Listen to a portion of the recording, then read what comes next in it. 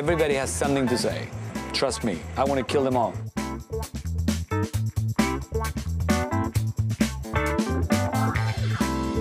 With that same intensity that you're telling me That's right it. now, it's going to be done in November. That's it. You looked me in Leave the it eye, you looked us alone. in the eye, and you said at the end of September. I'm never working with these electricians again. What's the boss's number? You're a liar.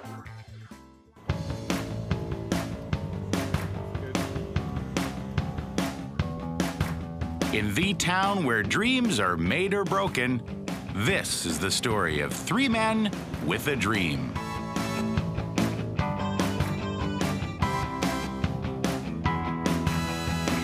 The dream is called Memphis.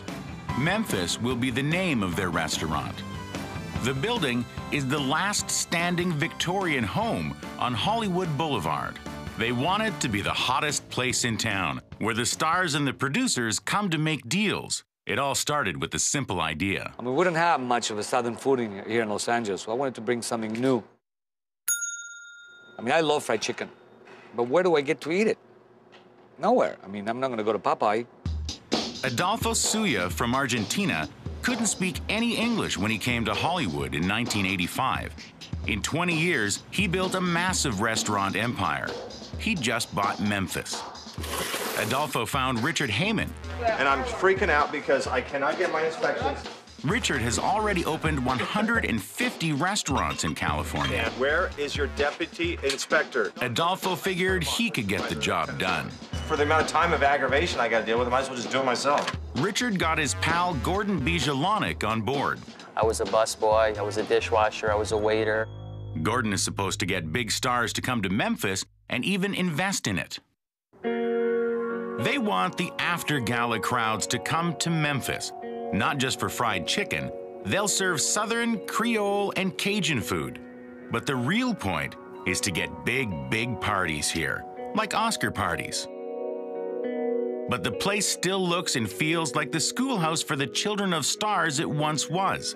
Supposedly, Charlie Chaplin's kids learned their ABCs here. They're spending $800,000 on a new look. Richard's promising they can open at the end of September, when the top event planners are booking the big winter award parties. And if he's telling me we're going to be open at the end of September, I got to believe that we're going to be open at the end of September. Most of the people working on Memphis have worked in the movies or want to be in the movies. Some of them, like Richard and Gordon, have put money in. Others are along for the ride. And they all have their own particular vision. Maybe plaid aprons? No. Right here, all the way along, but sexy, you know? Grady Cooley, decorator to the stars, has to make it all work. Of course I'm nervous about it. The look is like neo Victorian. I really think the theme up there should be stars. No, that room's going to be sexy. Yeah, that's what Hey, there you go. With with French but neo style. I don't know. I think simplicity is the best. That's why I was talking about painting the ceilings gold. Paint the ceilings gold? A cross between a burlesque environment with a traditional French, This is almost like a movie chair. but with an edgy contemporary twist to it. Can you incorporate your shoes into this? You've had 2 compliments already today. I did. People came up to me and asked me where my shoes came from. My reputation is definitely at stake. It seems very inexpensive to produce. This client tells you have creative freedom. Does that mean anything to you? Yeah, it means the client has to not say anything anymore. I want people to walk into this beautiful home on the interior and go, oh my God, wow.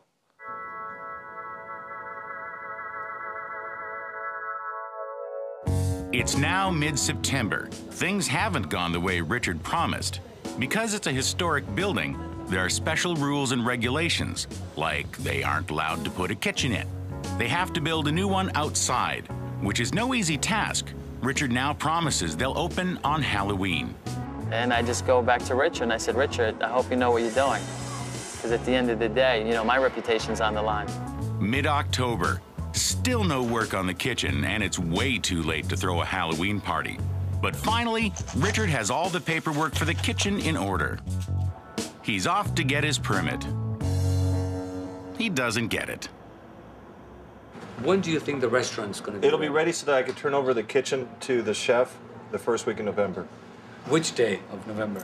I'm saying early November. But which day? You skipped a... I'm saying November 11th. If we're off a day before or after, it's... Wait. You know what he does? Hold on. He confuses you. No, I'm So not... if tomorrow, he doesn't. Look at- He tells guys, you so many stop. dates. Stop, all right?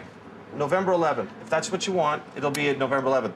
Shut up and let me just do my thing. Hold on. No, seriously, I don't want to hear any more from anybody. With that same intensity that you're telling me That's right it. now, it's going to be done on November That's it. 11th. You looked me Leave in the it eye, you looked us alone. in the eye, and you said at the end of September. That's it. Then you said end of October. Now what I'm I got saying permits is be now. accountable I've for got your words. If permits. you're telling me November 11th, be open November 11th. You want to start going off, go off. All right, November But with that 11th. same intensity, as you put, I'm not putting you on blast. I'm far from putting you on blast. But for me, when you look me in the eye and you tell me, Gordon, I guarantee you this, we're not going to go over budget, and we will be open by the end of September. We're not open at the end of September. It's October. Then you said we'll be open by the end of October. Now we're not open by the end of October. Now you're telling me the same intensity, November 11th. November 11th. So stick to your words, and November 11th, we better be open. There is no other venue like this in LA, but this house by itself, no way.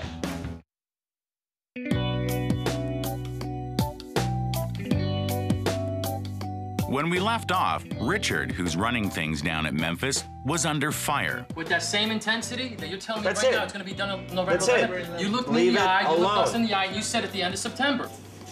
He promised his partners an opening back in September, but now in late October, he still doesn't have a kitchen. Today is not going well for him either. I know it. It's 1 month till opening night, and the trades aren't cooperating. He needs the electrical work pronto. It's after 1 already. The guys were supposed to arrive first thing in the morning. Where are the electricians? These are the electricians. They're losers. They don't speak English. They're all Russians, and they don't speak a word of English. Richard was also expecting a platoon of plumbers. He can only find one. Meanwhile, upstairs, Gordon's caucus is trying to make some high-level decisions. They're disagreeing about whether the servers should be hot or super hot. It's all taking too long, and the big guy isn't happy. Everybody has something to say. I mean, everybody. Trust me, I want to kill them all.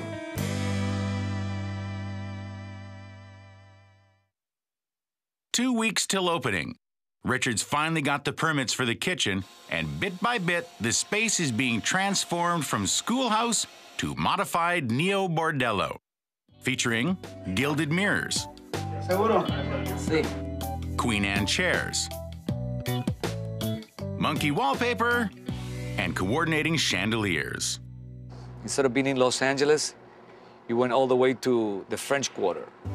Now it's time to get fixin' the chicken. Richard knew Francisco Cherez from another restaurant he opened a while ago and hired him to be the chef. Terry Forja is the sous chef. They've devised a special fried chicken for Memphis. It's marinated overnight and fried for 3 hours. 3 hours. The seasoning seeps through to the meat. Richard wants to make sure he's hired the right guys, so he's running a little test today. He gets the chefs to put out 2 kinds of chicken. The signature 3-hour chicken, we'll call that chicken number 1, and the almost identical stuff from the famous chain down the street, chicken number 2. So I'm really excited about the fried chicken with fried onions, onion rings, French fries, and coleslaw. They run all manner of scientific tests. They want just the right level of grease, the perfect balance of tender and crispy, and of course, an unforgettable flavor. Maybe putting it over a bed or something. Those are fine. I like them. Will it be the Memphis chicken, chicken number 1, Slice it. or chicken number 2 from down the street? Number 1, fresh, juicy, succulent. That's 1 vote for chicken number 1. This one, the first one. Yeah. That's 2 for chicken number 1. I like number 1 a lot. And 3 for chicken number 1. Number 1 is the chicken that everybody likes. We've been working on that, on spices and all that. So that want to be our signature dish. The other one, what's that? Chain. Yeah, you bought it and you served it. Okay, all right. What if you would have liked the other one? It would have been a disaster. That would have been amazing. You would have been fired. Well, thank you very much. Enough said, period. Now they can work on the rest of the menu. Since not everyone shares Adolfo's obsession, Francisco is thinking of offering up shrimp-based gumbo with oysters, crab cakes, and blackened ahi tuna with jambalaya rice. But the truth is, the dream of Memphis isn't really about the food. It's about the people and the parties. That's why Richard has invited the man in town who books Oscar parties over to see Memphis today. His name is Tony Schubert, and what he says counts. This place looks beautiful. Show me around. Let's go. Let's take a look. Tony, we set it up so it's lounge, bar, dining. Sure. Check this out. Oh, wow. This way, that way. Beautiful. Check out the monkeys. I love it. These chairs. What are we doing with these things? This is double VIP, I guess. You should call it. Jesus. But will Memphis cut it for an Oscar party? I mean, I certainly have a lot of concerns. You know, the interior of the house is small. I can't say anything for the apartments. Hold on. You've got an amazing piece of property here. There is no other venue like this in LA, but this house by itself, no way. Ouch. Guess the boys never thought size matters. Opening night is 1 week away. Sauteed wild salmon Napoleon, couscous chicken pagliare. I personally think that I should take over the kitchen.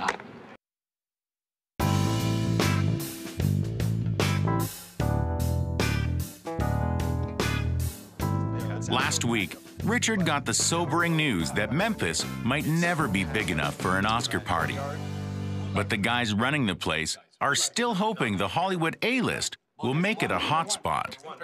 Here is the box of chandelier, and they've used it for a trash basket. So all my crystals are dripping wet with Pepsi. They're hosting an industry party on opening night, just 2 days away, and hoping some celebrities will show. My biggest fear between now and opening is that I'll have a nervous breakdown. Do you have it in your truck? No. You don't have this in your truck? Yeah, because this is, you know, this is. You see that plate? You see that? complete. I know, that's... We need a plate, though. Okay, you need... you know where everything is? Yeah. You know where everything is? No, I'm forget a little bit. I'm never working with these electricians again. I'm telling you. What's the boss's number? I don't know. You're a liar. Liar. First floor. Grady dekes out for some aromatherapy. Meanwhile, Adolfo has found out that his team has made the menu very complicated. I'm gonna take care of the menu. I'm gonna say to everybody, enough. Tell me who's gonna order this, okay? Macadamia nut crust Alaskan Hollywood. Sauteed wild salmon Napoleon. Couscous chicken pagliare. Pan-seared diver scallops and jam. They put whatever. We are catering to trendy People don't want to read. trendy people that go out, you know. You know, this is the ADD capital of the world, I think. So nobody has time to read, to talk. My menu is simple. You have a whole section of barbecue style, Memphis barbecue style. You have baby back ribs, you have barbecue pork, you have brisket, and you have chicken. Most people in LA don't even eat brisket. Are you kidding me? This would be the #1 item, the brisket.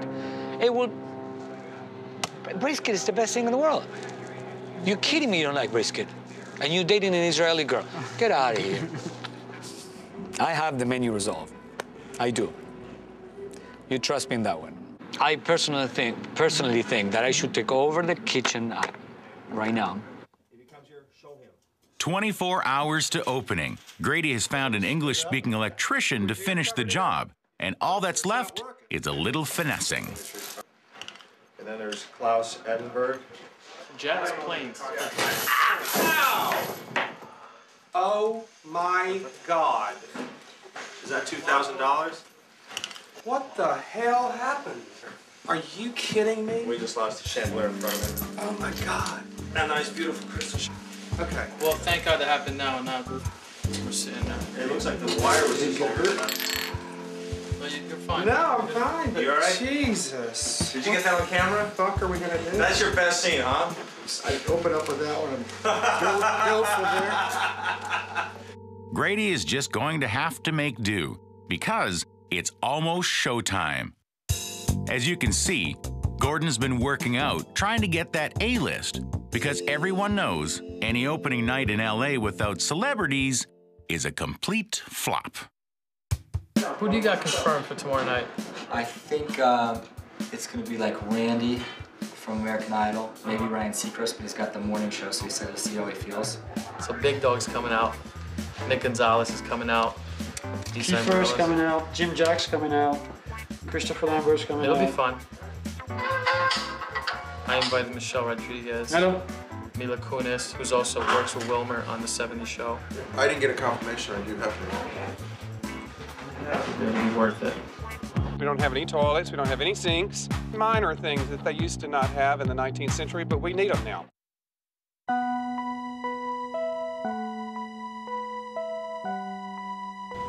Off Hollywood Boulevard, things are in a bit more disarray than they'd hoped at Memphis. The dream was to open the next hotspot in LA for the A-list, but now 6 hours before opening, the bathrooms aren't even ready. We don't have any toilets, we don't have any sinks, which I think are pretty important in a restaurant. The kitchen is nowhere near ready either. Minor things that they used to not have in the 19th century, but we need them now. They decide to use a kitchen at another restaurant across the courtyard. It's teeny, but big enough for fried chicken. I'm numb. I'm really numb. 4 hours to go. The electricians are still missing a thing or two. Richard needs to take a deep breath. Those are going to be lit. These are all legal. I have extra ones for you. The mirrors need to be hung up. Being careless, they're dirtying my carpet. No, you know what? No, this sits up here. We don't have the water fountain installed. We don't even have the instructions to figure out how to install it. And they already chipped it. The biggest obstacle is getting it done. Oh, yeah. Everything. But it gets done, and even Grady is happy at last. His vision of a French neo-bordello is complete. It took about 4 months and almost $1 million. I got nothing to do with this place anymore. I'm a guest tonight. Richard may have been 2 months behind schedule, but he came in right on budget. The kitchen is managing to turn out some crowd pleasers. Hush puppies and miniature crab cakes. I'm not trying to be biased, but this is actually stellar. Seafood gumbo on jambalaya. And of course, fried chicken. Get up in my hands? All right, I'm comfortable with that. I wanted this on my fingers, so it's appropriate. Really good, right? Really good. It's always good to find a place where you can get good gumbo. It's fabulous. Delicious. When this all started, the boys wanted the A-list to make Memphis their place. Hugh Hefner was too busy. So was Ryan Seacrest. But a few minor soap stars put in an appearance, and in Gordon's mind, Vin Diesel's presence made Memphis a dream come true. I'm here for my friend Gordon. He opened his first restaurant. Yay! Here we go. Hold on. Let me make it pop for my favorite fruitcake. Yeah!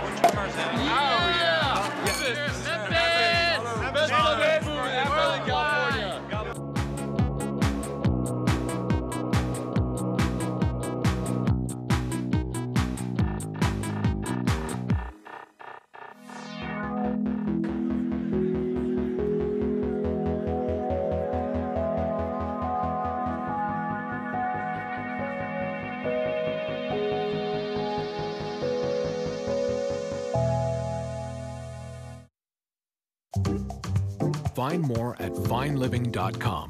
Real information for real people.